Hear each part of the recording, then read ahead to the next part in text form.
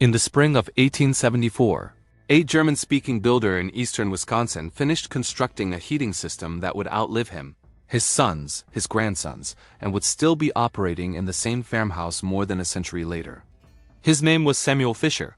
His materials cost, recorded in his own hand in the farm ledger, came to the equivalent of $45 in modern money. The system used no electricity, no gas, no moving parts.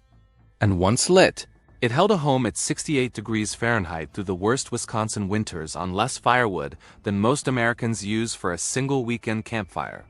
The design is still in use today. The instructions are still readable, and almost nobody outside tight-knit Amish communities has ever heard of it. Here's what's going to mess with your head.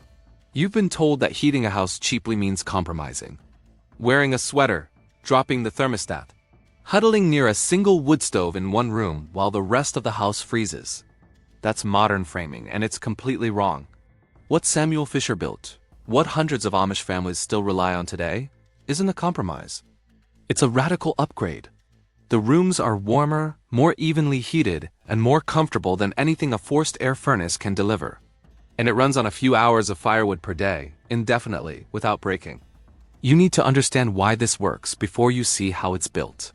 Then the whole thing stops sounding like a fairy tale and starts sounding like obvious engineering. Modern heating systems waste heat. That's the root problem. A typical wood stove throws 60 to 70% of its heat straight up the chimney. A high-end forced air furnace, depending on age, captures maybe 78 to 92% of the fuel's energy, but then blows that warm air through leaky ductwork where much of it escapes before reaching the rooms you live in. What Fisher built operates on a completely different principle. It doesn't blow heat anywhere. It stores heat inside a massive body of stone, brick, or cob, and then lets that stored heat radiate outward slowly for 18 to 24 hours after the fire is out. This is the concept in 8 words. A small fire. A giant stone, long warmth. That's it. These systems have dozens of names, which is part of why they got lost. Germans call them Kachelofen. Finns call them Kakaloon. Russians call them Ruskaya Pek. In English, they're sometimes called masonry heaters, or the more recent American adaptation called a rocket mass heater. The details vary, but the core physics is identical. Burn wood hot and fast in a small combustion chamber. Route the hot exhaust through a long twisting channel inside a dense thermal mass. Let that mass soak up nearly all the heat before the exhaust exits the chimney. Then let the mass slowly release that heat into your home over the next day. This approach isn't new. The earliest archaeological evidence of similar designs comes from northern China around 400 BCE, where peasant farmers built what they called the Kang, a combination sleeping platform and heating system using a brick channel beneath the bed that carried fire gases through the structure. Russian masonry heaters evolved from the same physical principle by the 1400s. German and Austrian villages, standardized tile-covered versions in the 1600s. When German and Swiss immigrants arrived in Pennsylvania in the early 1700s, they brought the plans with them. Amish builders adapted and refined the design over the next 3 centuries. During the American energy crisis of the 1970s, a handful of back-to-the-land publications rediscovered these systems. Mother Earth News ran a feature titled "Heat Your Home with a Stone Fire" in their November 1979 issue, plans included. Fine Home Building magazine covered masonry heaters in detail in 1989. Masonry Heater Association of North America formed in 1990 and maintains documentation of hundreds of active installations across the continent. This isn't obscure.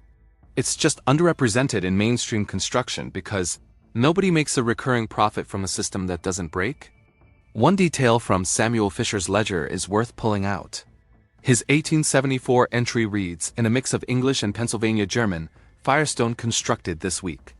2 days with neighbor Abraham. Total cost $40.40.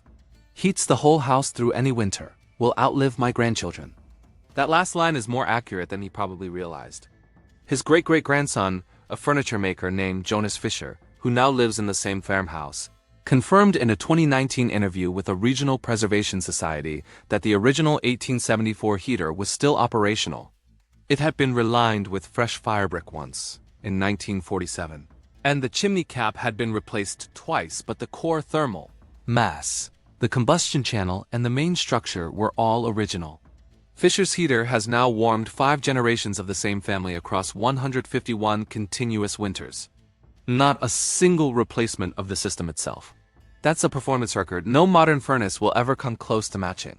Now let me walk you through how Fisher's original design actually worked, because the physics are beautiful. The combustion chamber is small. Smaller than you'd expect. About 12 inches wide by 16 inches deep by 20 inches tall. Just big enough for a vigorous, short fire. This small firebox forces the wood to burn hot and complete. A hot fire burns nearly all the volatile gases that a cooler fire would waste.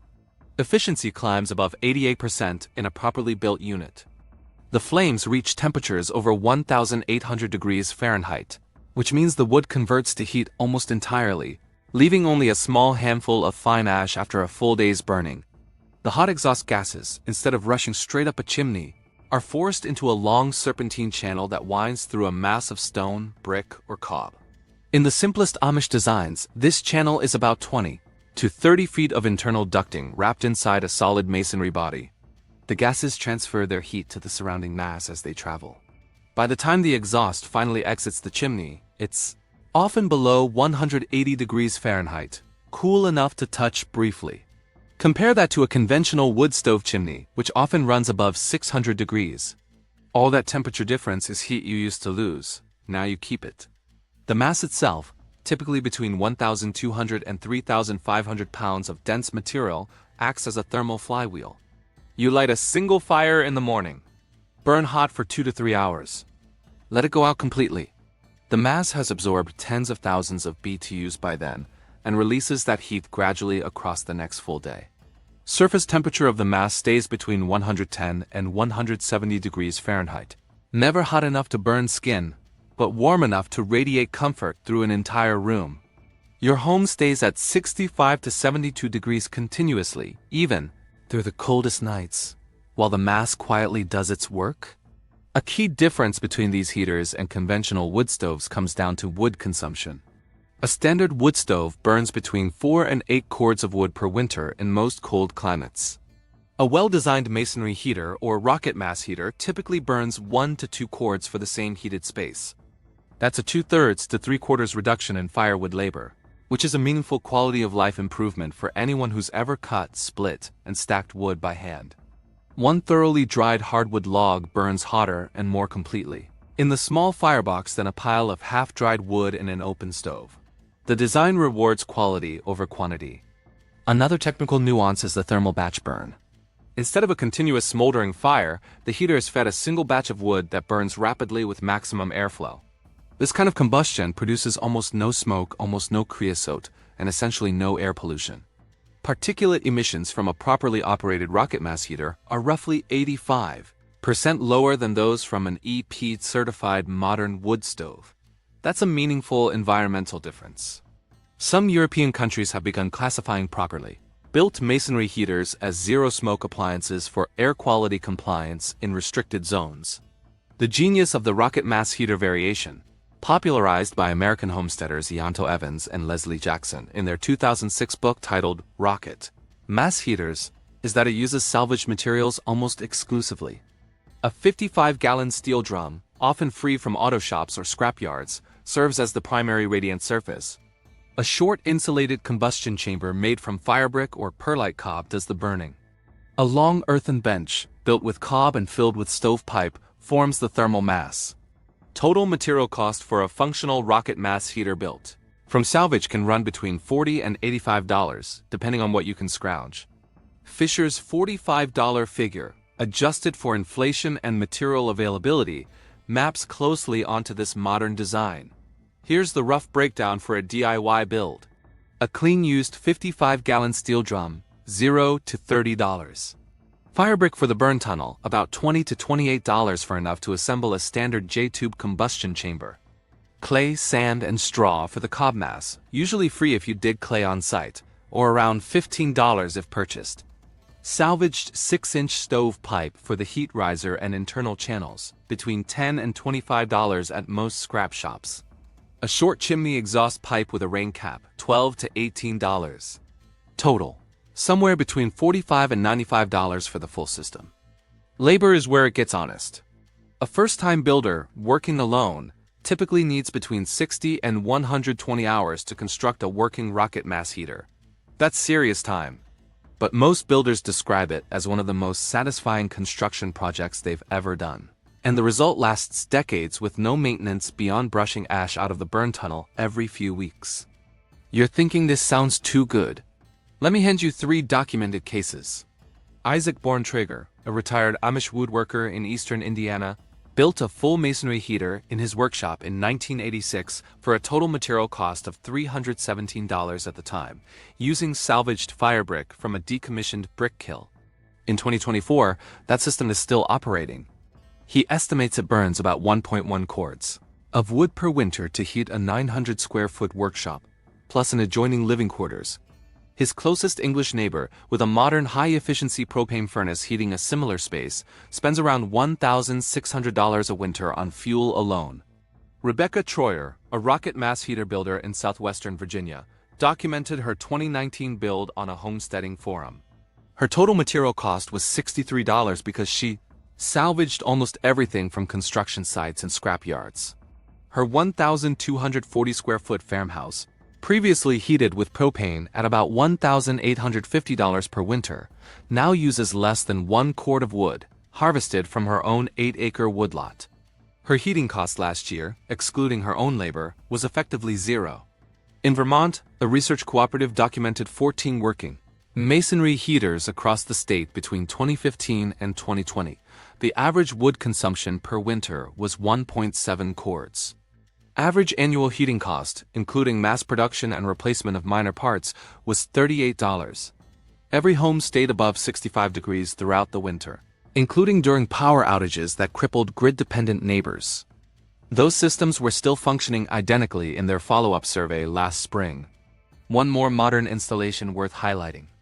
A builder in Kentucky named Jeremiah Klein completed a full masonry heater build in 2021 for a young family living in a 1,480 square foot cabin. Total project cost, including some premium materials and professional consultation, was $1,880. The family, previously heating with the electric baseboards at roughly $240 a month in winter, now burns about 1.3 cords a year from their own 8-acre wooded lot.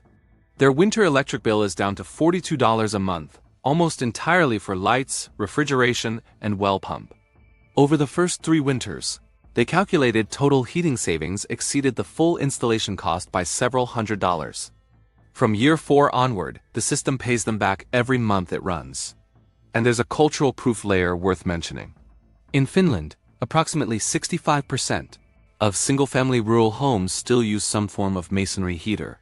The Finnish government subsidizes their installation because the numbers work so well. In Austria, nearly every village has at least one working Kachelofen in active use, some dating back over 200 years. These aren't museum pieces. They're living technology. So why isn't everyone building one? 3 real obstacles, each addressable. First, the learning curve. Designing and building a safe, efficient rocket mass heater or masonry heater is not a beginner project. You need to understand combustion airflow, thermal expansion, structural load, and chimney draft. Plenty of free resources exist online. The book Rocket Mass Heaters by Yanto Evans remains the most practical guide. Workshops happen several times a year across North America. Budget the learning time. It's worth it. Second, local permits. A masonry heater is a permanent structural element, and most counties require inspection. Some jurisdictions treat them as unusual and require engineering sign-off. Search your county building department for masonry heater permit or solid fuel heating permit. Costs vary from $40 to $450 depending on the area. In most places, approval is routine when the system is built to recognize standards. Third, retrofitting. These systems are heavy. A finished masonry heater can weigh over 2 tons. Installing one in an existing home often requires reinforcing the floor, which can mean concrete footings or structural steel. Plan accordingly. New construction is usually much easier. Retrofit is possible, but it's a project. Here's what nobody tells you until you're standing next to a running rocket mass heater in January. The comfort is different. Conventional forced air systems push hot air that immediately rises to your ceiling, leaving your feet cold and your head warm. Radiant heat from a mass heater warms objects, walls, floors, and people directly. Your whole body feels warm evenly, the same way sunlight warms you. Once you've experienced it, a conventional forced air system feels crude by comparison. That's not nostalgia. That's the physics of radiant versus convective heating, and it's been known for 1,000 years. There's another experiential piece that's hard to describe until you live with one. The thermal mass bench is often shaped to be a seating or sleeping surface. In many Amish homes, the heater itself forms a bench along one wall of the main room, or even extends into an adjacent bedroom as a warm sleeping platform. You sit on it, you lean against it. In Finland and Russia, people have slept on these masses for centuries, especially older family members who benefit from the gentle continuous warmth on aching joints. There's a quiet physical comfort to a warm mass bench in January that no forced air register or radiator can deliver. It's healthier too. Dry forced air pulls moisture from your skin and respiratory system. Radiant heat doesn't. Many households report that they sleep better, have fewer winter illnesses, and experience less cracked skin after switching to mass heating. Safety considerations matter, and they deserve to be addressed clearly. The exhaust from a masonry heater runs cool enough that chimney fires are extremely rare. The combustion chamber is sealed and small. The mass stores heat slowly, meaning there's no sudden overheating even if you add extra fuel. A carbon monoxide detector should be installed in any home with any solid fuel appliance as a general safety baseline. Proper chimney cleaning should happen annually, though there's usually very little creosote to remove. Follow manufacturer specifications if using a commercial masonry heater, core, or work with an experienced builder if going custom. The industry isn't evil. The industry simply isn't structured to sell something that burns less fuel, lasts longer, requires no servicing, and can be built by homeowners from salvage. That's not a business model. That's why masonry heaters aren't at big box stores next to the pellet stoves. The knowledge got left behind because there was no money in passing it forward. There's a broader point about the economics here. Almost every heating system sold in America today is designed with a service and replacement economy in mind. Filters, maintenance contracts, 10 to 15-year replacement cycles, constant fuel purchases. A masonry heater or rocket mass heater is the opposite. Once built, it just works. Generationally. That's a threat to any business model that depends on repeat sales. These questions don't have neat answers, but asking them is how change starts. Samuel Fisher didn't invent this system. He just refused to give it up. His descendants haven't given it up either. And there's nothing stopping you from joining that lineage, starting with the next piece of firewood you burn. The stones don't lie, the numbers don't lie.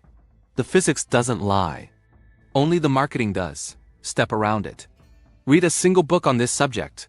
Visit an operating system if you can find one. Then make a decision that your future self will thank you for every cold morning for the next 50 years.